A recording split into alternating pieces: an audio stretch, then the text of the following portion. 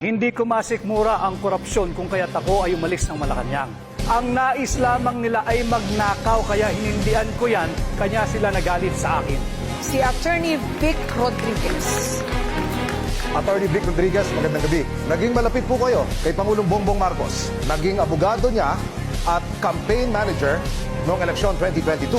Hanggang italaga po bilang executive secretary nang siya po ay manalo. Pero matapos lang, Attorney Rodriguez, ng halos 3 buwan sa palasyo'y nagbitiw po kayo sa pwesto at pinatalsik din sa partido ng Pangulo at sinabing expelled ka for your incompetence as a public servant, abandonment, and disloyalty. Ang tanong, ano nga po ba ang tunay na dahilan at nagkaroon kayo ng falling out ng Pangulo? Emil, yung una mong katanungan, hindi ko masikmura ang korupsyon kung kaya't ako ay umalis ng Malacanang. Ako ay binigyan pa ng isang posisyon, ang Presidential Chief of Staff, subalit hindi ko na gusto yung direksyon na kanilang tinatahak. Kaya sabi ko, ayoko na at ako'y babalik na lang sa pribado. Pangalawa, doon sa Partido Federal, kaya nila ako tinanggal sapagkat sa sama ng loob nila. Gusto nila, hinihingi nila sa akin nung ako'y Executive Secretary na gawin ko silang chairman ng COMELEC, gawin ko silang chairman ng PAGCOR, gawin ko silang chairman ng PCSO, at gawin ko silang chairman ng Civil Service Commission. Hindi sila kwalipikado at alam ko ang nais lamang nila ay magnakaw kaya hinindian ko yan, kanya sila nagalit sa akin. Attorney Rodriguez, meron pa ko kayong 18 segundos. Meron pa ko kayong karagdagang tanong. Dumalo po kayo sa ilang pro-Duterte rallies. Binabatikos mo ang kasalukuyang administrasyon at sinabing lumala ang katiwalian sa ilalim ng kasalukuyang administrasyon.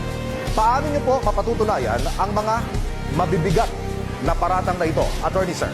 Pag-usapan natin, Emil, yung blanco na 100 bilyong pisong Bicameral Conference Committee report na siyang naging pundasyon ng GAA.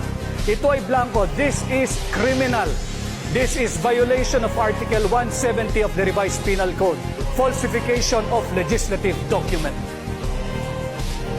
Attorney Rodriguez, ano ho naman ang maisasagot nyo dun sa mga nagsasabi na baka kayo tumatakbo ay dahil gusto nyo lang pong resbakan o pag-revenge yung inyong pagkakatanggal sa inner circle ni Pangulong Marcos? Jessica, kaya ko tinanggap ang hamon na pamunuan ng tunay at maisog na oposisyon para labanan ang korupsyon.